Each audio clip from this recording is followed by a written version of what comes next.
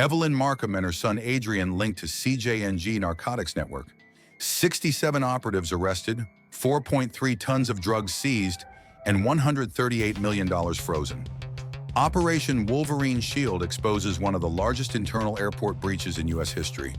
A cartel infiltrated our airport, our systems, our people. Tonight, Michigan takes back control. 4:58 a.m., November 19th, 2025, FBI and DHS agents converge on Detroit Metropolitan Airport. Their target, the airport director's private office. Operation Wolverine Shield is about to begin. An internal audit has uncovered Michigan's largest cartel infiltration. CJNG narcotics have been entering the U.S. through a covert airport gateway. And the mastermind, one woman, Evelyn Markham, Michigan's proud airport director. On her desk, agents found 3 encrypted hard drives containing cartel routing codes and over $72 million in cash. Nearby, dozens of restricted area passes were issued to individuals with no official ties, many linked directly to CJNG. This wasn't ordinary corruption. This was an internal breach turning the state's largest airport into a cartel headquarters, orchestrated by Markham herself. Before dawn, federal agents swept into the operations wing. Every trace pointed to CJNG.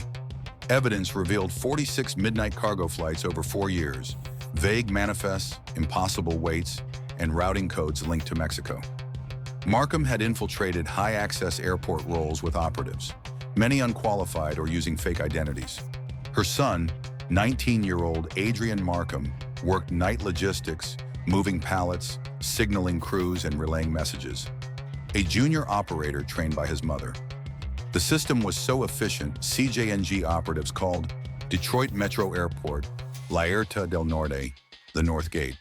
At the center, Evelyn Markham. As the investigation widened, the full scope emerged. Michigan had been compromised. The network spanned runways, warehouses, trucking hubs, and private airstrips.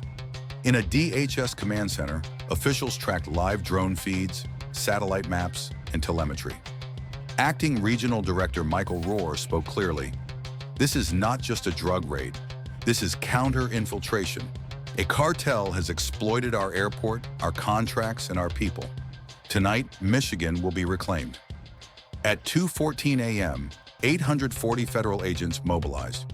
Blacked-out SUVs rolled across Detroit, Dearborn, Lansing, and Grand Rapids. DHS armored vehicles and FBI hostage rescue teams advanced on CJNG warehouses. Helicopters lifted from Selfridge Air Base, slicing through the cold night sky. Detroit, a warehouse disguised as an aviation parts recycler. Explosive charges tore open steel doors. Flashbangs illuminated pallets as cartel gunmen fired blindly. Federal teams advanced in coordinated waves, neutralizing resistance. Flint, a repurposed aircraft hangar barricaded with steel plates. Agents breached despite signal jamming drones, seizing pallets of meth and cocaine, cargo identical to shipments approved by Markham inside the airport. Grand Rapids, 3 trucks tied to Markham's network attempted escape. Helicopters tracked them, highway units blocked their path. One driver reached for a rifle. Agents responded instantly. The others surrendered. By dawn, federal forces had struck 32 critical targets across Michigan. The coordinated raids led to the capture of 67 confirmed CJNG operatives and the arrest of 9 corrupted local officials, including inspectors, procurement supervisors, and county administrators who had secretly aided the cartel. Multiple airport employees were detained for questioning, exposing a deeply embedded network of internal collaborators. Adrian Markham, 19, was apprehended inside a Detroit warehouse attempting to erase digital evidence from an internal server. His role as a junior coordinator under his mother's guidance had been crucial to the cartel's operations. Michigan had not merely witnessed law enforcement raids. It had endured a statewide confrontation, a war waged in the dead of night, triggered by one airport director's betrayal. This wasn't just a law enforcement victory. Millions of dollars laundered through maintenance suppliers, fake nonprofits, and shell companies across Michigan and Ontario were only the tip of the iceberg. Investigators discovered a deeply entrenched criminal network operating within Detroit Metro Airport, one that had turned a symbol of commerce and public safety into a hub for international narcotics trafficking. Among the most damning discoveries were the Nexus folders, detailed profiles of 48 airport employees, including baggage handlers, runway escorts, TSA contractors, and night shift staff. Each profile documented access levels, vulnerabilities, and payment arrangements, showing how these employees were recruited, coerced, or bribed to facilitate the cartel's operations. Encrypted communications recovered during the investigation revealed the full extent of Evelyn Markham's involvement. The airport director negotiated narcotics delivery schedules directly with CJNG commanders, threatened city inspectors demanding larger payouts, and orchestrated deliberate camera blackouts to create blind spots for narcotics arrivals. Her 19-year-old son, Adrian Markham, acted as a junior coordinator, supervising pallet movements, signaling crews, and relaying messages to CJNG drivers. By midday, federal analysts had confirmed the chilling truth. A fully integrated, multi-state, international narcotics pipeline had been operating under Evelyn Markham's authority for years. Detroit Metro Airport, once a bustling symbol of travel and commerce, had been transformed into CJNG's most valuable northern asset. Michigan was no longer merely infiltrated, it had become a meticulously engineered cartel superhighway. Evelyn Markham leveraged her authority to manipulate airport operations, strategically placing cartel operatives in high-access roles, many unqualified or using fake identities, to facilitate seamless smuggling operations. Pallets of methamphetamine, cocaine, and fentanyl moved through secured storage rooms, loaded onto trucks operated by shell companies, and distributed across the state, even crossing into Canada. The logistical efficiency rivaled multinational corporations, yet the human cost was staggering, contributing to the overdose epidemic and violent crimes linked to cartel activity.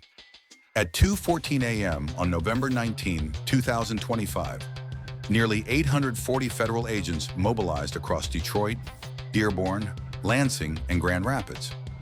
Blacked-out SUVs rolled through deserted highways while DHS armored vehicles and FBI hostage rescue teams advanced on CJNG-controlled warehouses.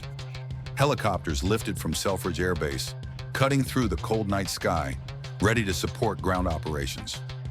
By dawn, Operation Wolverine Shield had struck 32 critical targets across the state, resulting in 67 confirmed CJNG operatives captured, 9 corrupted local officials arrested, and multiple airport employees detained for questioning. Adrian Markham was apprehended inside a Detroit warehouse, attempting to erase digital evidence from an internal server. Michigan had not merely witnessed raids, it had endured a statewide war triggered by one airport director's betrayal. Inside FBI cyber forensics labs in downtown Detroit, analysts worked tirelessly to decrypt hard drives, phones, laptops, and warehouse servers. Routing maps traced CJNG narcotics shipments from Detroit Metro Airport to hubs in Toronto, Montreal, and Ottawa, confirming an international smuggling pipeline. Financial ledgers disguised as aviation consulting invoices revealed over $127 million laundered through maintenance suppliers, fake nonprofits, and shell companies. The Nexus folders were particularly damning. Profiles of 48 airport employees, including baggage handlers, runway escorts, TSA contractors, and night shift staff, detailed their recruitment, weaknesses, and payout arrangements. Communications revealed Markham coordinating delivery schedules with CJNG commanders, issuing threats to inspectors, demanding higher payouts, and manipulating airport cameras to create blind spots. Adrian ensured uninterrupted shipment movement, acting as a junior coordinator under his mother's direction. By midday, federal analysts concluded the CJNG network was a fully integrated, multi-state international operation running under Evelyn Markham's control. Detroit Metro Airport had been transformed into CJNG's most valuable northern asset.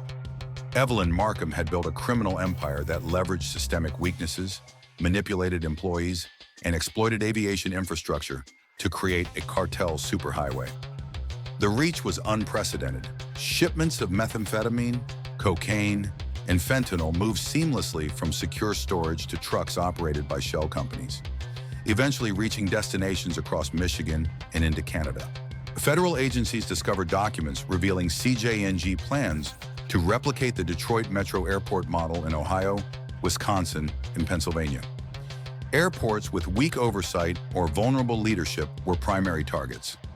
In response, DHS issued a nationwide directive for airport corruption screenings, the most aggressive aviation personnel review since post-9/11.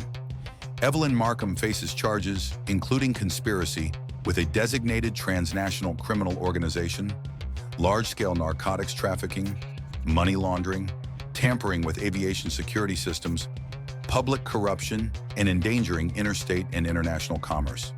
Adrian Markham faces separate charges, including aiding and abetting drug trafficking, obstruction of justice, and handling prohibited cargo inside a restricted federal aviation zone.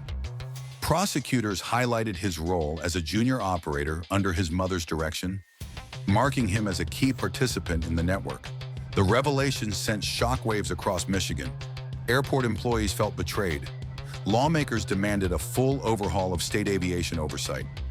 Communities questioned how a single airport director could funnel tons of narcotics into the country while manipulating employees and city officials. Investigators concluded that Evelyn Markham was not a mere pawn. She was a strategic partner the cartel relied upon to manipulate supply chains and airport operations. Her downfall raises chilling questions. How many other entry points in airports across the nation could be quietly exploited? Operation Wolverine Shield may have ended with arrests, seizures, and the dismantling of Michigan's cartel superhighway, but its legacy carries a stark warning. One compromised airport director was enough to transform an entire U.S. state into a trafficking corridor. Federal agencies are now actively searching for other potential gateways that could be operating under the radar, hidden in plain sight.